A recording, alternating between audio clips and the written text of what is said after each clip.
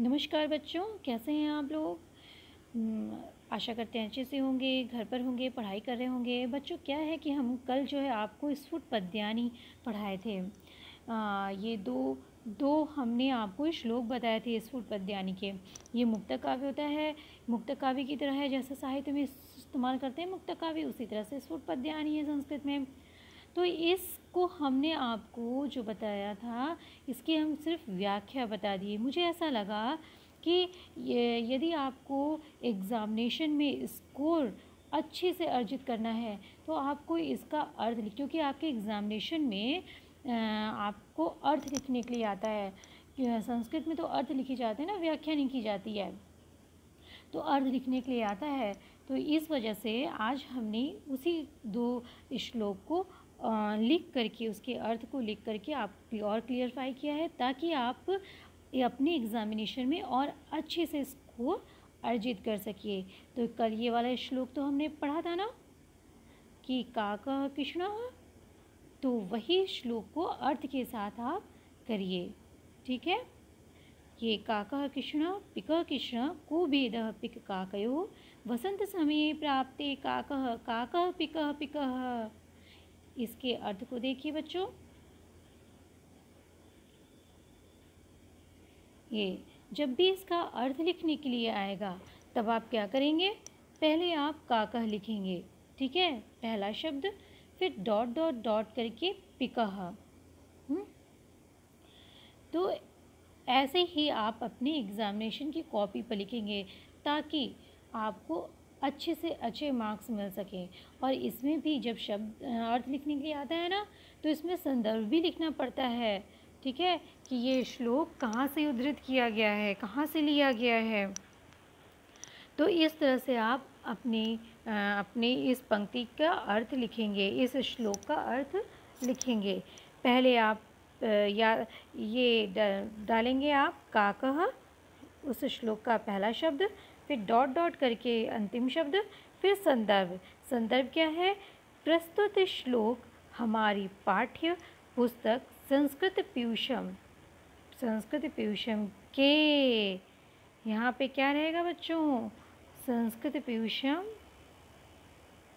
के स्फुट पद्यानी नामक पाठ से उद्धृत किया गया है, ठीक है। अब देखिए कौवा, अब इसका अर्थ क्या है, अभी हमने बताया था ना, काकः कृष्णः पिकः कृष्णः कुबेदः पिक काकयोः वसंत समये प्राप्ते काकः काकः पिकः पिकः। अर्थात कि कौवा काला होता है, काका कृष्णा तो कौवा काला होता है, और कोयल भी काली होती है, पिका कृष्णा तो कोयल भी काली होती है। को भेद, दोनों में बाह्य को भेद, क्या भेद है, दोनों में क्या भेद है, अर्थ क्या हुआ, दोनों में क्या भेद है। तो इसको हमने थोड़ी सी और बढ़ा के लिख दिया है कि दोनों में बाह्य शारीरिक रूप से कोई विशेष अंतर नहीं है। दोनों कौन में, कोयल और पिक और कोयल और कौवे में, ठीक है। पिक कहते हैं कोयल को, काक कहते हैं कौवा को। तो कोयल और कौवे में कोई शारीरिक रूप से कोई विशेष अंतर नहीं है। किंतु, अब इसमें किंतु तो दिया नहीं है, लेकिन आप किंतु बोलेंगे ही बोलेंगे। किंतु वसंत समय यानी वसंत ऋतु आने पर, प्राप्ति मतलब आने पर, प्राप्त होने पर, क्या होता है आने पर, काकः काकः पिकः पिकः आने पर। अभी इसको काट दीजिए, ये प्रिंटिंग मिस्टेक हो गया है। बसंत ऋतु आने पर कौवा कौवा ही होता है, यहाँ पे क्या है, कौवा। ये जो आवा लिखा है ना, इसको आप कौवा बना लीजिए। कौवा कौवा ही होता है और कोयल कोयल ही होती है, ठीक है। इस जो आवा को आप क्या करेंगे, कौवा कर लीजिएगा। प्रिंटिंग मिस्टेक थोड़ी सी हो गई है, उसके लिए मैं सॉरी कहती हूँ। कौवा कौवा ही होता है और कोयल कोयल ही होती है। अर्थात बोलने मात्र से, जब बसंत ऋतु आता है तो कोयल बोलना शुरू करती है, तो बोलने मात्र से ही दोनों में भेद खुल जाता है।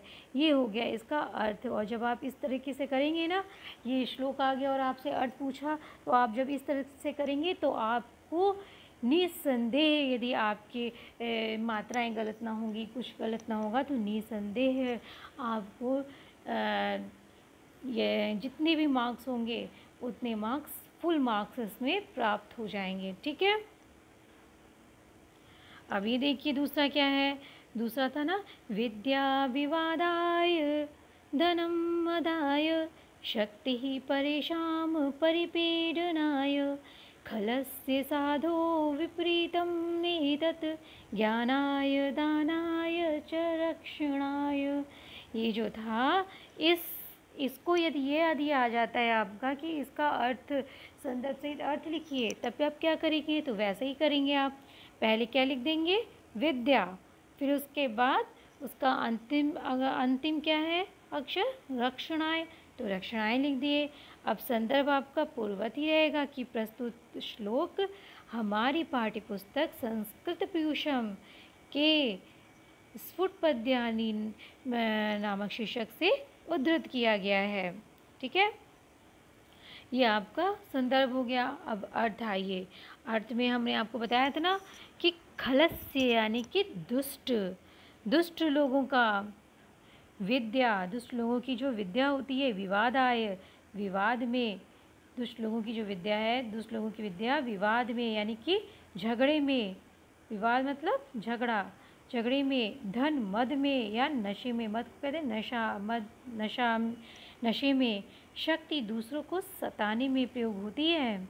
इसके विपरीत जो सज्जन लोगों की विद्या, इसके विपरीत सज्जन लोगों की विद्या,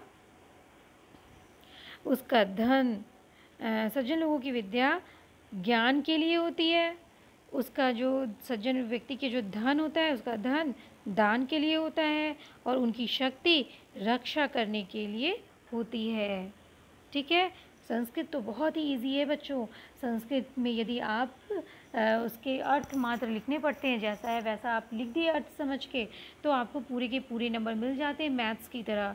ठीक है। तो संस्कृत को एकदम बोझ मत समझिए, इंटरेस्ट लीजिए और मन लगा के पढ़ाई करिए। तो बच्चों, इसी को हमने इसको लिख करके आपको बताने के लिए आज का ये वीडियो हमने बनाया था। अब इसके आगे के वीडियो में हम आगे के श्लोक्स पढ़ेंगे। ठीक है। आज का ये वीडियो आपको अच्छा लगा हो तो इस वीडियो को लाइक करिए, सब्सक्राइब करिए और अपने दोस्तों को शेयर करिए। और एक बात और, हंसते रहिए, मुस्कुराते रहिए।